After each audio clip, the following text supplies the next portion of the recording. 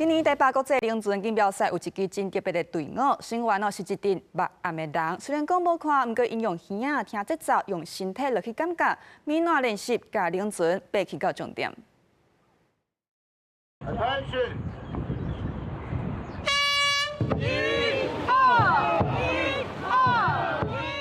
比亚声一个弹，2025年台北国际爬冷泉锦标赛正式起鼓。其中一个队伍是特别受人关注，是由视障人士组成的台湾乌龙队，因专工来参加表演赛。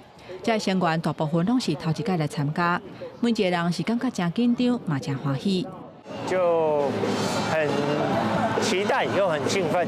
第一届比赛啦，嘛会紧张啊，这是人的迄习惯性啊。虽然是表演赛，不过队员拢真认真的练习。在比赛过程当中，拢靠声音也有分数的感觉来进行。终期尾台湾乌龙队甲冠军差无1秒，摕到第2名。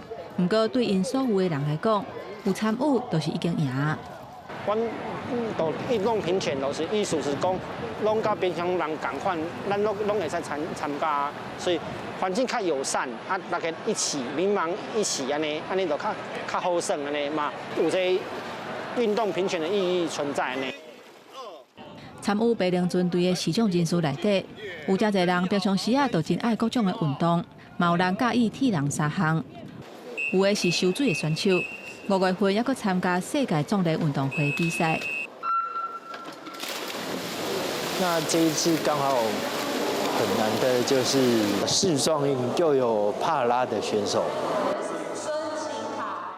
所以我是抱着那种有比赛就多来比。大众对视障者要受刻板的印象，其实因会当独立生活，投入工课场甲运动，透过甲无共人的合作，突破限制，挑战更加侪可能性，抛开障碍的束缚，自在生活。记者洪兆生、吴一修台北报道。